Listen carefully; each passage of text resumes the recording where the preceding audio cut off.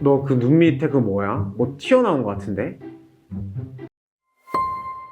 안녕하세요. 예쁜 건 우리지 우리뷰티TV 황쌤입니다. 여러분 혹시 넛지 효과라고 들어보셨나요? 넛지 효과는요, 이렇게 팔꿈치로 찌르는 정도의 어떤 가벼운 행동으로 주변 사람의 의사결정에 영향을 줄 수 있다라는 이론인데요. 저는 눈밑 지방 재배치 상담과 수술을 진행하면서 이 넛지 효과를 은근히 많이 느끼게 됐습니다. 그 부분에 대해서 오늘 얘기를 나눠볼까 합니다.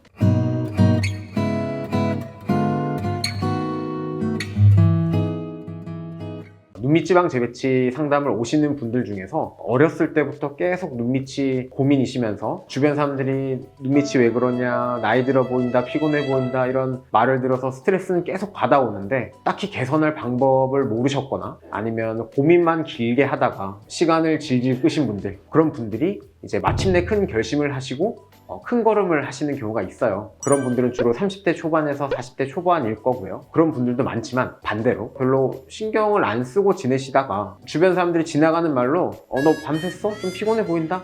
라는 말을 듣고 거울을 봤더니 다크서클이 눈에 보이는 겁니다. 그래서 그때부터 은근하게 눈밑이 좀 튀어나온 느낌, 꺼져 있는 느낌이 신경이 쓰이기 시작하는 거죠. 그런 부분들을 이제 상담이나 받아보자 라고 해가지고 눈밑 지방 재배치 상담을 받으러 오시는 분들도 많습니다. 그럼 앞서 말씀드린 두 가지 케이스, 첫 번째는 오랜 기간 고민하다가 시간이 흘러 내원해 주신 분들, 그리고 두 번째는 우연한 계기로 성형외과에 내원해서 눈밑 지방 재배치 수술을 받으신 케이스. 이 두 가지 케이스 중에서 어떤 분들이 더 만족도가 높을까요? 당연히 오랜 기간 고민을 해오신 분들의 만족도가 더 높을 것 같지만 제가 생각하기로는 그 두 가지 분들의 만족도 차이는 크게 없는 것 같아요. 왜냐면 외모 개선에 대한 니즈나 그런 열망은 당연히 전자 쪽, 오랜 기간 고민하신 분들이 더 크겠지만 수술 결과적인 면에서는 후자 쪽, 조금 빠른 결정을 하신 분들이 더 좋은 경우가 많거든요. 왜 수술 결과의 차이가 있을까요? 모든 미용 수술이 그렇겠지만 눈밑 지방 재배치도 수술을 받을 수 있는 적절한 시기가 있습니다. 근데 이제 다양한 이유로 망설이시다가 시기가 늦어서 오시는 분들이 있어요. 그런 분들 같은 경우에는 어떤 수술 결과를 내는 데 있어서 한계가 있다라고 설명을 드릴 수밖에 없습니다. 특히 눈밑 지방에 돌출이 심하신 분들은요, 지방이 이제 볼록 튀어나와서 계속 압력을 가하다 보니까 지방을 막고 있는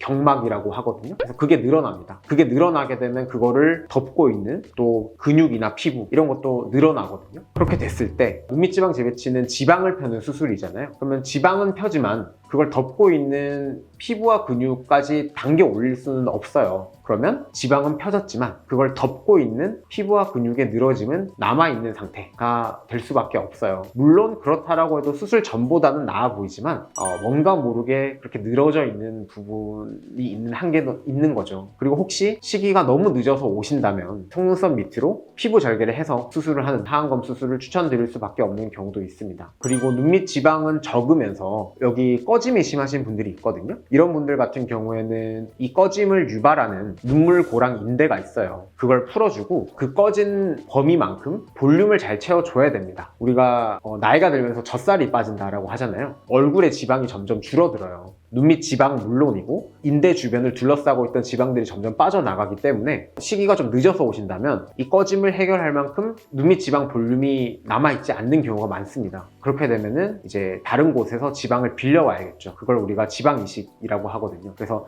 지방 이식을 병행을 하게 됩니다. 물론 지방 이식의 효과도 좋지만 아무래도 가까운 곳에 있는 눈밑 지방을 끌어내려서 볼륨을 메우는 거랑 다른 곳에서 지방을 꺼내와서 보충을 하는 그런 것에 있어서는 아무래도 추가적인 수술 후에 신경 써야 될 부위가 생기는 것, 그리고 생착률적인 면에서도 추가적인 지방 이식을 하게 됐을 때보다 그냥 눈밑 지방 가지고 눈밑 지방 재배치를 그대로 하는 게 좀 더 만족도가 높을 수밖에 없습니다. 한편 아주 우연하거나 뭐 단순한 계기로 성형외과에 내원하셔가지고 눈밑 지방 재배치를 받으신 분들 같은 경우에는 눈밑 지방의 돌출이라던가 꺼짐이 심하지 않은 경우가 많아요. 그런 경우에는 생각보다 손쉽게 그런 부분이 교정이 가능하고요. 당연히 이제 수술 결과도 더 드라마틱하다고 볼 수 있고, 이제 앞으로 다가올 이제 눈 밑의 노화도 좀 예방할 수 있다 라는 면에서 일석이조의 효과를 누리실 수가 있게 됩니다. 즉 똑같은 분이 눈밑 지방 재배치 수술을 지금 하고 10년이 흐른 뒤와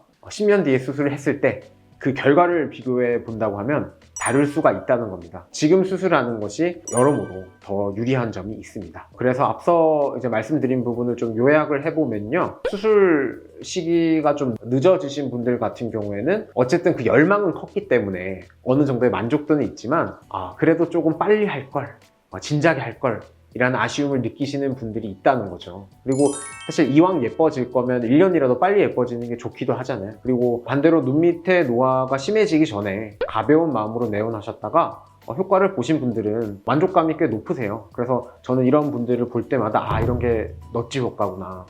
생각보다 주변 분들의 어떤 지나가는 말 한마디로 이제 사람이 이렇게 변화할 수도 있겠구나 라는 걸 느끼게 됐었습니다. 오늘은 넛지 효과로 눈밑지방 재배치를 받으시고 예뻐지신 분들의 사례로 눈밑지방 재배치의 적절한 수술 시기에 대해서 얘기해 보았습니다. 궁금한 점 있으시면 댓글 남겨주시고요. 지금까지 예쁜 건 누리지 우리 뷰티TV의 황쌤이었습니다. 감사합니다.